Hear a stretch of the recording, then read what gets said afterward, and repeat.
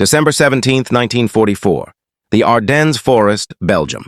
Oberfeldwebel Hans Müller crouched in his frozen foxhole, scribbling words that would haunt him for the rest of his life of diary handwriting. The Americans are not like the Russians. Their artillery is something else entirely. It is not the volume of fire, it is the speed, the accuracy, the knowledge that you have no time to react. One moment there is silence, the next moment the world explodes. Music rises, low, tense strings. Hitler's last gamble. Visual.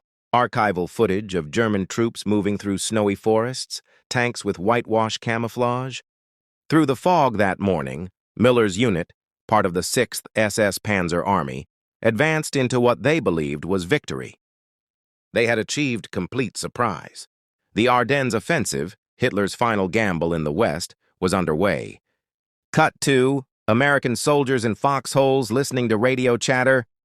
But what they could not know was that they were about to encounter the most lethal artillery system ever deployed in warfare, a system that would break the back of Germany's last offensive and reveal the true depth of American military superiority. Visual, archival footage of German artillery on the Eastern Front. Veterans transferred from Russia had learned to survive Soviet artillery.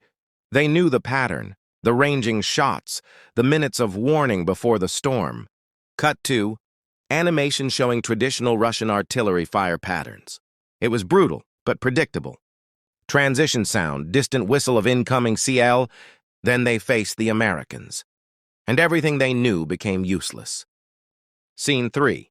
The Wadi that died. Visual desert footage, North Africa, 1943. Gefreiter Otto Schmidt, a veteran of 2 years on the Eastern Front, remembered his first encounter with American artillery near Tunis. Cut to actor reading diary lines in German with subtitles. We saw a small aircraft overhead, a reconnaissance plane, we thought. 3 minutes later, without warning, the entire wadi erupted.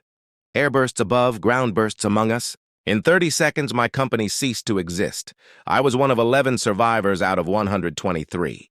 The aircraft was an L-4 Grasshopper, an unarmed Piper Cub used by American forward observers.